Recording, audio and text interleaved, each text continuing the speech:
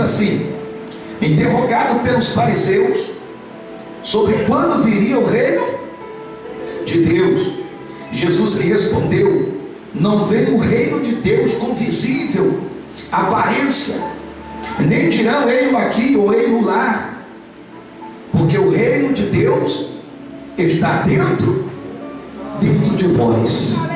Amém? Porque o reino de Deus está dentro de vós. Amém? Podeis assentar, irmãos. Nós iremos falar alguma coisa aqui muito interessante acerca do reino de Deus. Porque o reino de Deus é importante para nós. Porque quando Deus ele veio aqui na terra, ele veio com um objetivo. O seu objetivo é de implantar o reino de Deus, de colonizar a terra com as coisas de Deus. Deus sempre, o objetivo de Deus era trazer o céu à terra, era trazer a cultura do céu à terra. Quando Pedro Álvares Cabral foi colonizar o Brasil, descobriu o Brasil, ele trouxe a cultura de Portugal para o Brasil. Quando alguém descobre uma terra, ele traz a cultura dele para aquela terra. Então ele coloniza aquela terra com a sua cultura, com os seus costumes, com as suas tradições. Quando Deus chamou os 12 discípulos, Deus não chamou os 12 simplesmente porque Deus queria fazer deles homens de posições, grandes líderes, não. Ele chama 12 homens que não eram para confundir os que são. Ele chama 12 homens simples para poder fazer a diferença naquela geração. E a Bíblia diz que agora ele chama 12 homens, mas o maior objetivo de Jesus com os 12 discípulos não era simplesmente formar ele grandes líderes, era de ensinar eles a levar a cultura do reino para as outras pessoas. A tradição no Salmo diz assim: o verdadeiro cidadão do céu, ou seja, o céu tem uma cultura, o céu tem uma tradição, o céu tem um princípio que não pode ser quebrado. Tudo que tem no céu é bom para nós, tudo que tem no reino de Deus é bom para a família, tudo que tem no reino de Deus é bom para os teus negócios, tudo que tem no reino de Deus é bom para a nossa saúde, para o nosso condicionamento espiritual. Tudo que tem em Deus é bom para nós. O Espírito Santo, ele é responsável em trazer o que é bom do reino de Deus para o homem. Ele é o cordão umbilical do homem com Deus, é o Espírito Santo, porque é através dele que o alimento vem, é através do Espírito Santo que nós entendemos a palavra, é através do Espírito Santo que você entende que Deus tem um propósito com você, é através do Espírito Santo que você olha para o seu amado irmão, ainda que a diferença seja grande, o Espírito Santo diz: perdoa. Por quê? Porque o Espírito Santo não é uma religião.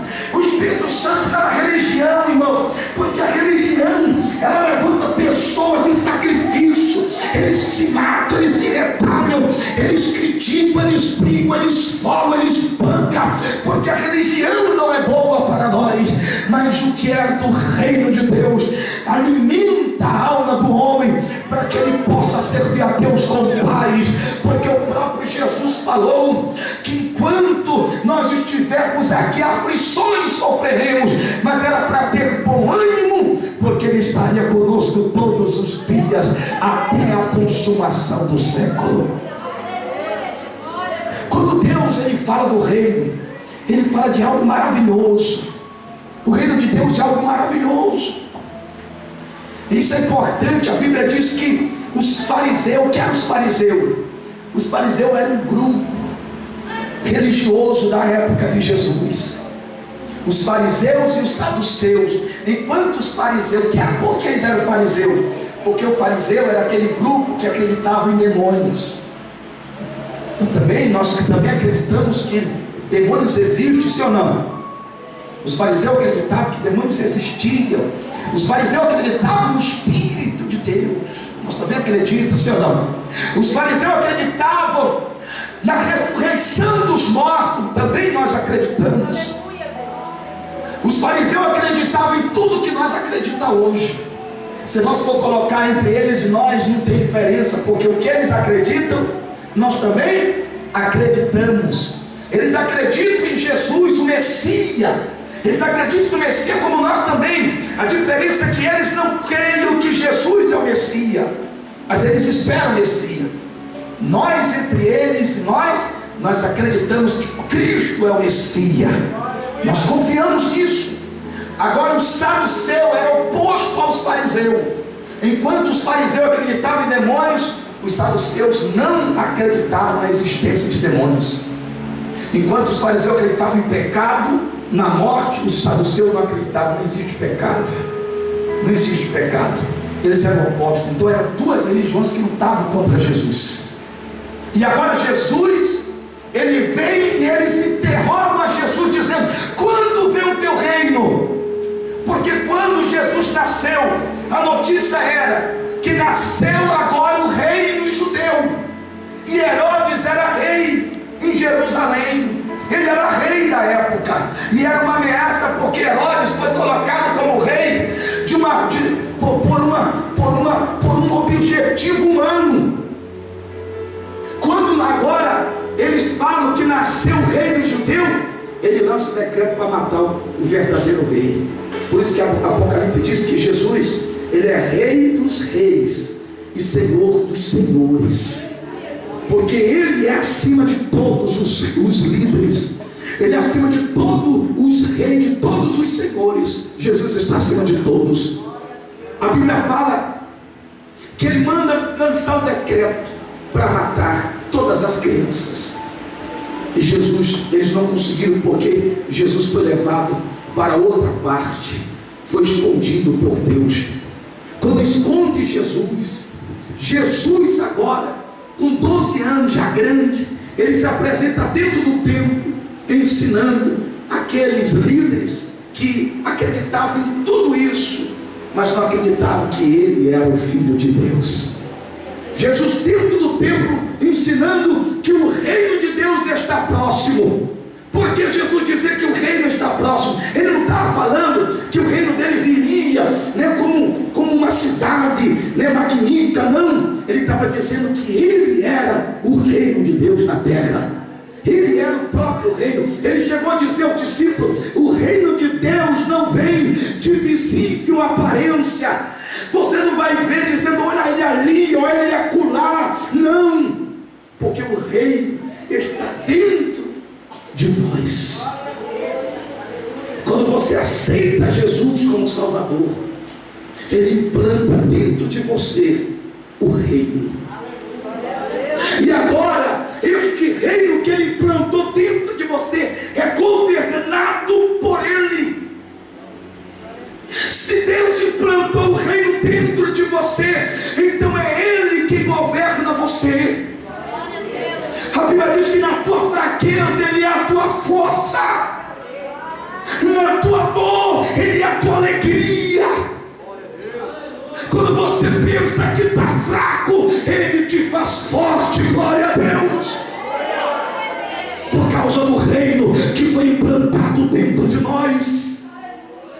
Irmão, tem um testemunho de um pastor que ele era bem conhecido no estado de São Paulo. E esse homem passou uma luta muito grande com o povo da igreja. E ele disse: eu não aguento mais, eu vou desviar.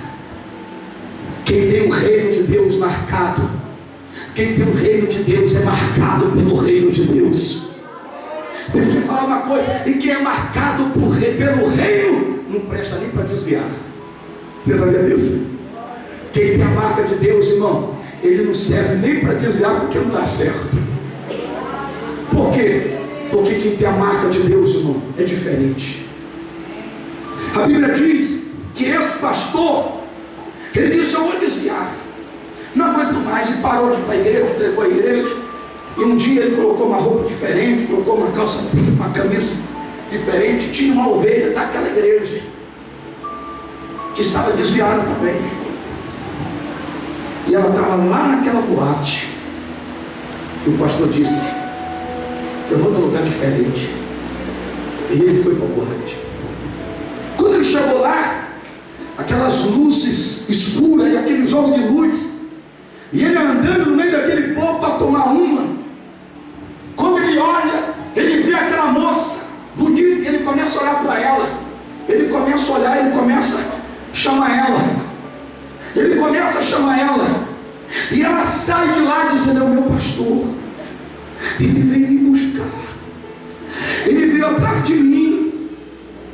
E naquele momento ela se aproximou com lágrimas nos olhos. Quando ela olhou para ele, o propósito dele lá era chamar ela para sair com ela. Mas quando você tem a marca de Deus, aonde você estiver, Deus faz a tua luz brilhar para você não perder aquilo que Deus tem contigo. Aquela mulher veio, quando se aproximou dele, disse: meu pastor, eu sabia que você viria atrás de mim. E na mesma hora ele mudou a conversa.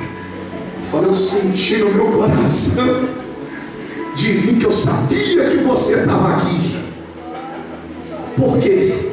Porque quando Deus, escute o que eu vou falar, que quando Deus implanta o reino dele dentro de você, Deus sabe que como um homem e mulher, vai ter um momento que você vai olhar para o outro e dizer: é tanta profecia que eu recebi, é tanta palavra profética que eu recebi. Já fiz campanha de A a Z, eu já orei de madrugada, de manhã, meio-dia, de tarde, já jejuei, já fiz campanha da pena de Avi, já fiz campanha do Sal Grosso, já fiz o descarrego, desencapetamento, eu já fiz tudo isso.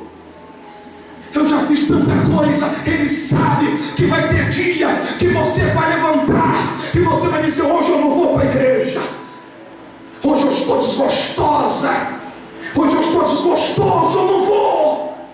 E você fica dentro de casa e dizendo: o meu problema a cada dia que passa aumenta. Ele sabe que vai ter dia que você vai olhar e não vai ter um centavo no bolso. Ele sabe que quando você pensar em viajar, você não vai ter condição. É aí que o reino de Deus entra em ação. Que quando você pensa em desistir dele, o Espírito Santo diz: não temas, porque aquilo que ele te prometeu, ele vai cumprir. Porque Deus não é homem para que minta, e nem filho do homem para que se arrependa. Fique firme, porque aquilo que há de ser será, o que há de vir virá e não tardará. O que Deus falou ao teu respeito, pode passar o tempo que for. Deus não é mentiroso, porque se Deus mentisse, do que adiantaria nós estar aqui? Do que adiantaria eu e você estiver aqui adorando, glorificando, se Ele não cumprir com o que Ele diz? Do que adianta você dizer que serve um Deus, se nem te ajudar Ele te ajuda? Mas você tem que crer, porque Deus nunca vai trabalhar recebendo ordem do homem. É o homem que tem que trabalhar recebendo ordem de Deus. Aleluia. É o homem que tem que trabalhar. Se Deus mandar você ir, você vai.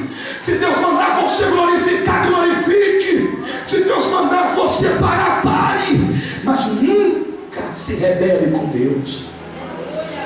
Porque tem gente que diz assim: eu vou porque eu senti de ir.